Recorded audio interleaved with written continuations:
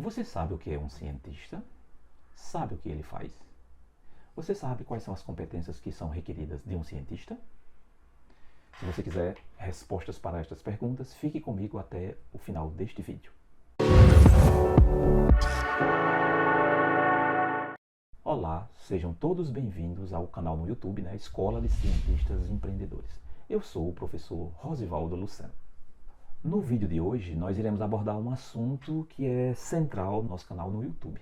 Lembrando que o nome do nosso canal é Escola de Cientistas Empreendedores. Claro que todos vocês que me assistem sabem o que é uma escola, né? Todo mundo já passou por uma escola. E aí sabe que uma escola é uma entidade educativa, né? Uma possibilidade de definição em que as pessoas, né? As crianças, os jovens, as pessoas adultas, né? É uma entidade educativa para as quais as pessoas se direcionam, frequentam certos níveis de formação para aprender a ler, escrever, contar, etc. É uma definição tradicional que todo mundo conhece. E aí, a primeira parte do título da escola é escola, né? Essa definição básica, todo mundo entende isso. E a segunda palavra-chave do título é cientistas. Empreendedores nós já tratamos um pouco, inclusive temos uma playlist aqui no canal, né, intitulada Educação Empreendedora, onde há mais detalhes lá. Nesse momento, na playlist de Educação Científica e Tecnológica, eu gostaria de enfatizar um pouco hoje uma definição, né, sobre o que é um cientista, quais são as características dele, o que é que ele faz, quais são as competências requeridas desse tipo de pessoa. Bom, esse é um cenário inicial, um contexto inicial para a gente começar a nossa conversa. E aí, de fato, alguém pode estar se perguntando o que é um cientista, né? A gente está falando aqui de cientista como sinônimo de pesquisador também, né? Podemos usar esses dois termos como termos sinônimos até. E aí, um cientista é um indivíduo, uma pessoa, um homem ou uma mulher, né? Que em essência é uma pessoa curiosa, né? É uma pessoa que se preocupa em entender a vida, o mundo em que ela vive, entender os fenômenos que ocorrem na natureza, na sociedade, na tecnologia e assim por diante. Então, é interessante dizer que um cientista, né, as crianças, daqui a pouco eu vou ler duas citações de dois famosos cientistas, e vocês vão perceber que desde criança nós somos cientistas em potencial. Nós somos curiosos, nós somos questionadores, né? Se você fizer uma retrospectiva aí da sua vida, ou então você observar as crianças que fazem parte do seu dia a dia, né? Filhos, sobrinhos, etc. Você vai perceber que as crianças, na origem, elas são curiosas, elas querem saber o significado das coisas. Por que chove? Por que amanhece? Por que a Terra gira, né, em torno do Sol? Dentre outras questões, né? Claro, a depender da idade da criança, as perguntas são mais simples, né? Crianças com pouca idade fazem perguntas mais simples, o nível de curiosidade é menor, mas a proporção que elas vão crescendo um pouco, o nível de curiosidade vai aumentando. E aí é importante dizer que todos os seres humanos, desde a infância, são cientistas em potencial. Agora, claro que no mundo de hoje, quando nós falamos em cientista, as pessoas associam imediatamente a um gênio superdotado, né? Existe um estereótipo da nossa sociedade do que seja um cientista, né? Aí imediatamente aparece um gênio da lâmpada, uma pessoa, né, superdotada, uma pessoa no laboratório vestindo jaleco, etc, né? Na verdade, a gente quer enfatizar aqui o lado de que cientistas somos todos nós. Desde a origem nós temos esse potencial. Só que, infelizmente, com o passar do tempo, né, nas famílias e na própria escola, esse potencial, essa curiosidade inata das crianças vai se perdendo, né? Ao invés de nós estimularmos esse lado, muitas vezes o processo educacional vai tolhendo, né? Vai podando nos alunos, nas crianças, nos jovens, esse potencial, essa curiosidade, esse potencial criativo, essa chama interna que existe de pessoas que buscam, que procuram explicações para os fenômenos que cercam sua vida, certo? Então esse é um aspecto interessante.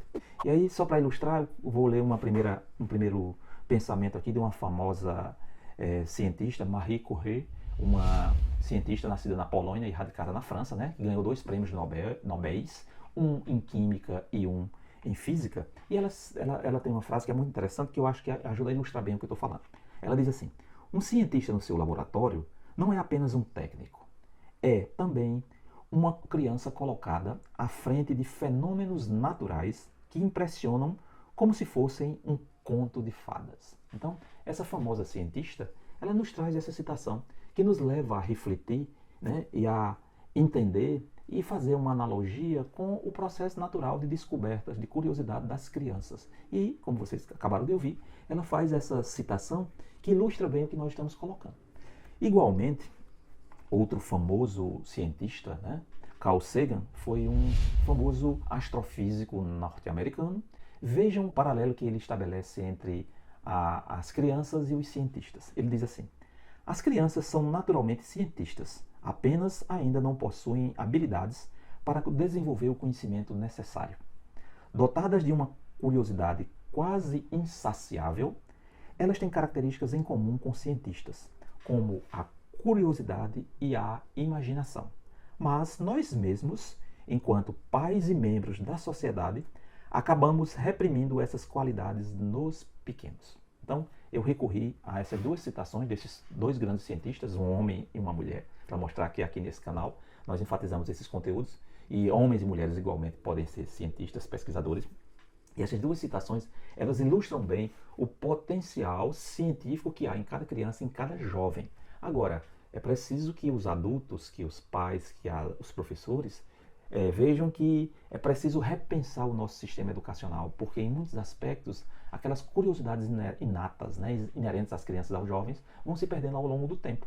E aí só alguns conseguem manter essa chama acesa e se transformam em pesquisadores profissionais, como eu, por exemplo, sou professor universitário e pesquisador, cientista na minha área de atuação, né? Eu sou professor do Departamento de Administração da Universidade Federal da Paraíba, em João Pessoa, e eu trabalho com uns temas, né, na área de empreendedorismo, na área de gestão da inovação e de finanças pessoais. São áreas em que eu atuo, que eu pesquiso, que eu publico, que eu oriento alunos, tá certo? Então eu sou cientista nessas áreas, nessas sub-áreas, nessas especialidades, como eu coloquei. E aí vejam só, feitas essas colocações iniciais, né, contextualizando um pouco o assunto, a intenção desse canal é resgatar no meio educacional, no meio universitário, né, esse potencial latente que crianças e jovens têm para a atividade científica. Se mais atividades, né, forem oferecidas de forma interessante, de forma envolvente, de forma encantadora, sedutora, certamente nós resgataremos esse lado, esse potencial científico da curiosidade, da inovação, da criatividade das crianças e jovens. Em parte, um dos objetivos desse canal é resgatar esse lado que foi se perdendo ao longo do tempo. Agora, feitas essas colocações, eu queria falar um pouco sobre quais são as competências que são requeridas para que o indivíduo se transforme num cientista, né? Todos nós, em maior ou menor proporção, no dia a dia somos cientistas. Quando enxergamos um problema e vamos à procura de solução para esse problema, né? Agora, para chegar à condição de um cientista profissional, é preciso passar por um processo de formação, né? A esmagadora maioria de nós na sociedade passamos pelo processo educacional, né? Nós vivemos nos anos iniciais a chamada educação infantil, depois evoluímos para o nível fundamental de formação, o ensino médio, né? Uma parcela da população consegue se inserir no ambiente universitário e receber uma formação técnico-científica, como nós já abordamos em vídeos passados. Então, o processo de profissionalização dos cientistas aqui no Brasil, o CNPq tem alguns programas muito interessantes, um programa inclusive que estimula, né, a oferta de bolsas de iniciação científica já no ensino médio. E especialmente já no âmbito universitário, no período de graduação, os alunos se envolvem, né? Quando eu fui estudante de graduação, me graduei na UFPB no curso de administração, lá entre os anos de 1991 e 1994, eu fui bolsista de iniciação científica. Trabalhei como assistente de pesquisa de uma professora que desenvolveu um projeto de pesquisa e lá aprendi, né, as questões básicas sobre pesquisa científica, como elaborar um projeto de pesquisa, né, como fazer pesquisa de campo, como elaborar instrumentos de pesquisa, né, com as particularidades da pesquisa realizada no contexto da área da administração, que é a minha área de formação e de atuação profissional. Então, para que o indivíduo seja um pesquisador, um cientista, é necessário que ele seja curioso, que ele seja questionador e, por que não dizer, se assim quiser, se essa for a escolha do indivíduo, é necessário que ele se profissionalize. Eu falava que no nível de graduação, por exemplo, existem programas de iniciação científica em que os alunos se envolvem em atividade de pesquisa, né? Fazendo estudos, pesquisa, aprendendo a publicar trabalhos, indo para congressos científicos. Isso é tudo, são atividades que dizem respeito à formação científica. E se o indivíduo continuar gostando, ele pode sim caminhar. No Brasil, formalmente, nós temos a pós-graduação stricto sensu, né?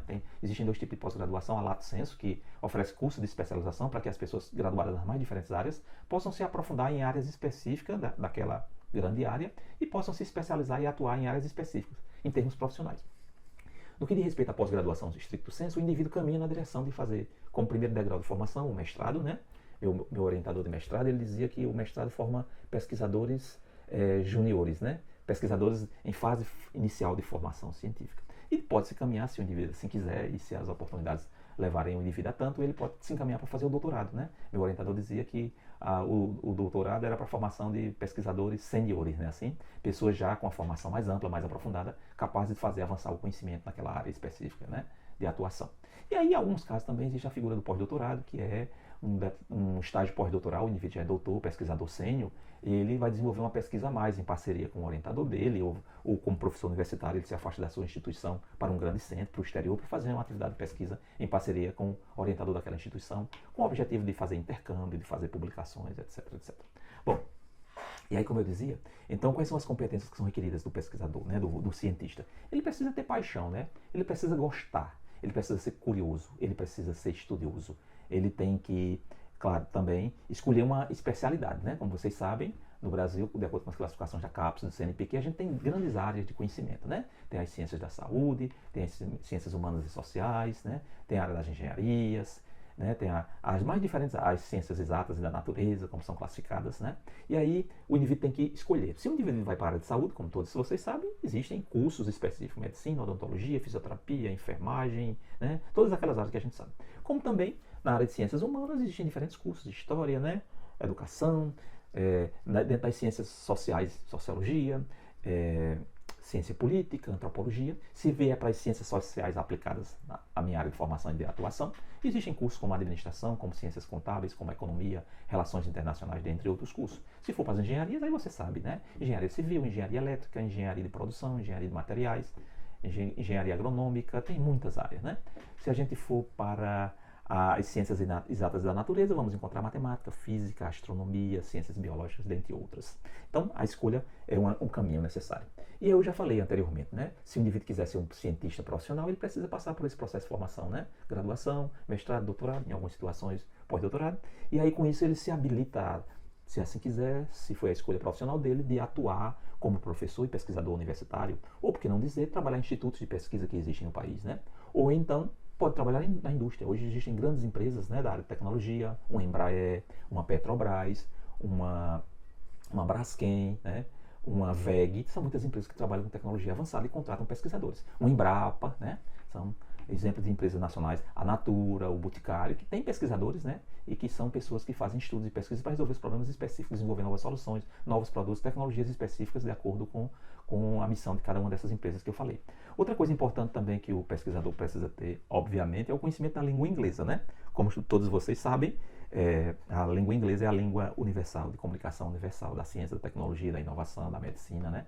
Seria complicado se cada um de nós precisasse entender o que os pesquisadores japoneses escreveram, os chineses, os indianos, cada um, né?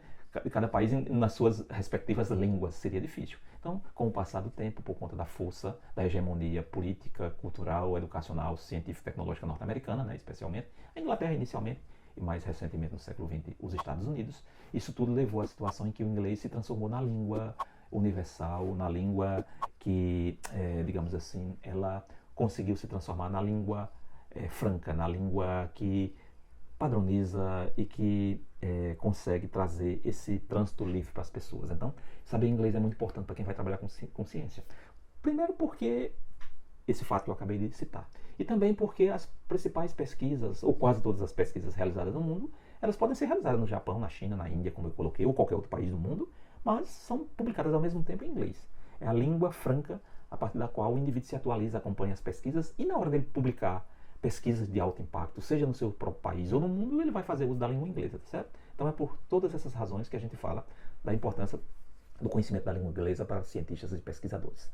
E outra coisa importante também é que o indivíduo se atualize sempre, né? Porque a ciência é esse mundo do conhecimento, né? Da busca de novas explicações para os fenômenos. Então, a atualização constante é uma coisa óbvia para quem trabalha com ciência. E aí, a partir disso você começa a perceber que para enveredar pelo caminho da ciência, da pesquisa, é necessário que o indivíduo seja curioso, questionador, estudioso, né? E se não tiver esse perfil, é melhor exercer outras atividades profissionais, porque isso que eu estou falando são pré-requisitos essenciais para que alguém seja um cientista. E claro, tem que aprender a usar recursos, né? Quem trabalha com pesquisa, às vezes tem que contar com... Estou fazendo iniciação científica, tem uma bolsa CNPq. Vai fazer mestrado, aí consegue uma bolsa do CNPq ou da CAPES. Vai fazer doutorado, idem, consegue uma bolsa de alguma dessas instituições de pesquisa, seja no Brasil, seja no exterior. Dependendo do estado, existem fundações de amparo à pesquisa que, né, também concedem bolsas, como as agências federais de fomento, como eu acabei de falar, né? CNPq e CAPES são as principais no Brasil. E aí o que acontece? O indivíduo precisa aprender a lidar com recursos, porque ele vai desenvolver projetos de pesquisa que exigem que ele compre insumos, que ele monte um laboratório, que ele compre programa de computador, que ele assine periódicos científicos, né, assim, que ele registre uma patente. Então, ele precisa aprender a lidar com recursos, né? Como fazer cronogramas de trabalho, como é que os recursos vão ser utilizados. Então, são coisas importantes que o pesquisador precisa ter. Bom, falei um pouco sobre a formação do cientista no contexto universitário, e para fechar um pouco o que nós estamos colocando, eu queria sair um pouco do âmbito universitário acadêmico e ir para um contexto mais empresarial do setor produtivo. Essas competências que alguém pode desenvolver como cientista são muito importantes. Alguém que está me ouvindo pode estar pensando, não, mas isso é só o lado acadêmico da coisa. Eu acho que não. Eu, por ter essa formação e vivência no contexto empresarial, por já ter trabalhado em empresa pública, empresa privada, com consultoria, etc., né, por ter feito toda a formação científica do jardim de infância, graduação, iniciação científica, mestrado, doutorado, pós-doutorado, eu falo com conhecimento de causa de todas essas questões. E aí, essas competências que eu falava agora há pouco do cientista, elas são muito, muito úteis nesse novo mundo que a gente vive, né? Na área de negócio a gente usa um acrônimo, né? Uma siglazinha chamada, de forma simplificada, mundo VUCA, ou seja, é um conceito da área de negócios em que a gente diz que nós vivemos num mundo volátil, né? Num mundo incerto, num mundo complexo e num mundo que é ambíguo, né, assim? Então, neste novo mundo, e a pandemia está aí para provar isso, né? Em muitos sentidos nós fomos pegos de surpresa e tudo o que aconteceu nos levou a entender que as nossas certezas, né, ficaram para trás, né? A gente vive num mundo que não está totalmente debaixo do nosso controle como nós pensávamos. E aí, para ilustrar um pouco isso, né, mostrando que essa formação científica pode ser algo muito útil para preparar as pessoas para este novo mundo e para o novo mercado de trabalho que está aí. Eu vou só apresentar aqui algumas breves habilidades propostas pelo Fórum Econômico Mundial, quando nessa entidade que congrega muitas instituições universitárias, de pesquisas, de política, de economia pelo mundo todo, diz que até 2025 essas são as principais habilidades que os profissionais precisam ter. Ou seja, os profissionais que estão se formando, se preparando para entrar no mercado de trabalho, eles precisam ter pensamento crítico, eles precisam ter criatividade, eles precisam exercer a liderança, eles precisam desenvolver a capacidade de resolver problemas, eles precisam ter uma aprendizagem ativa, dentre outras. Eu vou ter o cuidado de colocar num link deste vídeo uma fonte que leva a todos os detalhes sobre umas questões que eu estou colocando aqui, né? Indicação de livro, como sempre, indicação de algum vídeo e particularmente desse estudo feito pelo Fórum Econômico Mundial, que fala quais são as 15 principais habilidades profissionais que os indivíduos precisam desenvolver para este novo mercado, né? A projeção inicial era que essas habilidades fossem fundamentais, numa perspectiva aí, até 2025. Lembrando que estamos no ano 2022, né? É um cenário que já se desenhava há algum tempo e que a pandemia do coronavírus acelerou esse processo, levando a esse novo contexto. Bom, agradecemos a você que nos acompanha até aqui e para aqueles que estão vindo pela primeira vez, pedimos a gentileza de se inscrever neste canal, né? Dar o seu like nesse vídeo, se ele está lhe trazendo contribuições e enriquecimento, e divulgar para os seus amigos, para os seus colegas nas instituições em que vocês atuam. Nós nos empenhamos bastante em trazer conteúdos ricos, interessantes, atuais, o que há de melhor no Brasil e no mundo para preparar melhor nossos jovens ou qualquer pessoa interessada do país para o mercado de trabalho, para o setor produtivo, né? Para atividades científicas, né? Esse é um dos objetivos deste vídeo. Bom, era o que nós tínhamos para tratar nesse vídeo de hoje. E aí um abraço a todos, até o nosso próximo encontro.